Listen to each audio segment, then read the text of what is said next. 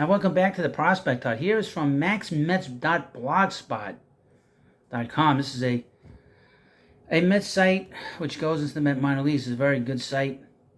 And this is from, who's this from? This is from Tom Brennan. Now before we get into this video, I need you to subscribe to the Prospect Hut. I'm trying to get to 700 subscribers. But more importantly, I need you to watch so we can get some cash flowing in here.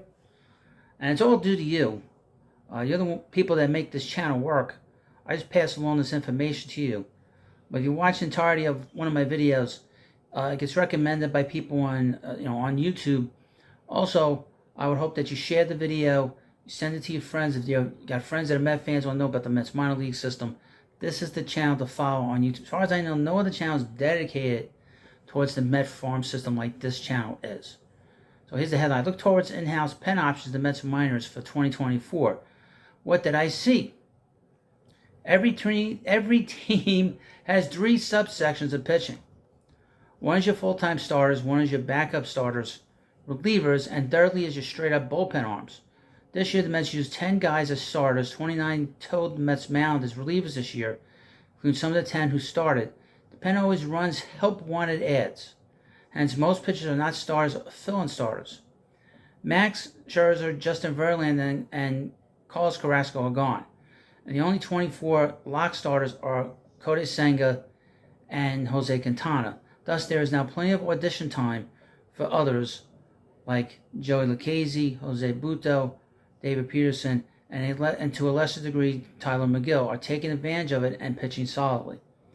Still, outside the top 4 starters, the other 6, Carrasco, Peterson, McGill, Lucchesi, Reyes, and Butto, are combined 17 and 27, with an ERA well above 5. So that has not been good. That's been terrible.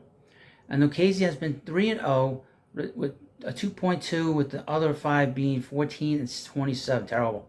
And 14 and 27 equals Oakland. We can't have Oakland and Queens. Agreed. But few pitchers actually start for the Mets each year, and thus most up-and-coming pitchers of quality will have to end up in the bullpen. Who are some guys who might fill that role in 2024? I like high K effective roles myself. So who's available in the minors other than the same bullpen retreads used in 23 who've maneuvered the Mets to be number 23 in pen ERA at 4.51? Question mark. Lefty Nate Lavender is one. I've done videos on him. He's had a phenomenal 23 at 3 different levels, mostly at AAA. Overall is 4-2 with a 2.75 ERA with 81 Ks and 52 innings and 40 outings due September 16th. Eric Orzi, also in his third pro year, had some doozies this year, but his last 7 innings of 14 Ks, 1 hit pitching shows he may finally be pushing through it and improving enough for at least some pen time with the Mets in 24. Undoubtedly, Lavender and Orze have not been called up to keep them off the 40-man roster. Paul Gervasi, although he has just gotten to AA, has had a phenomenal year with 96 strikeouts and 57 innings in his recent 2 perfect innings while fanning all 6, shows his stuff may elevate him rapidly in 2024. Joander Suarez could become a future starter, but perhaps he follows the Jeurys Familia route to the big leagues in the pen. Familia was a mediocre minor starter, but a fine major league reliever for several years. Suarez has been having an incredible recent 6-game stretch, mostly in AA, and has fanned about 12 per 9 innings. He did pitch a no-hitter, too. Dominic Hamels recently dominated AA, perhaps a 24 rotation addition. But his high strikeout rate might target him towards the 24 Mets pen. Mike Vasil has cut his teeth in AAA, and his growth has been uneven, with an unimpressive 4.73 ERA, so I am not slotting him into the 24 rotation, but he could achieve bullpen status. Tyler Stewart was ascending quickly, but is on the AA IL. If healthy, a later in 24 pen possibility. And Christian Scott, as you know, was the pitcher of the season, the pitcher of the year for the Mets. He's had a fine year. Finally, Benito Garcia has impressed, with his name we've not heard of before, but it's too early to tell. Brendan Hardy, Daniel Juarez, and Wilkin Ramos ditto. Junior Santos, on the other hand, I have real doubts. He has been unimpressive for years, but he is still young. Maybe Justin Jarvis.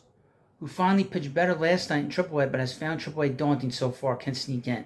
He has found 135 in 115 innings. Blade Tidwell I see as a straight-up rotation arm, likely in 24, if not late 25, if not late 24. Of course, the Mets have just two bona fide starters in Senga and Quintana for 24 right now. My guess is David Stearns will bring in two free agent stars, or perhaps one of the two will come via a trade. Now, I don't know what's going to happen. That's a whole thing, another can of worms for the front office. But if you want to learn more about these different players in the Mets minor league system, you need to subscribe to the Prospect Hut, because I will get every little tidbit, every little information. I will get the size of their cleats on this channel, and you'll know about how big their shoes are by just subscribing to the Prospect Hut. So thank you for taking the time to watch. Please subscribe to the Prospect Hut. Thank you, and I'll see you later.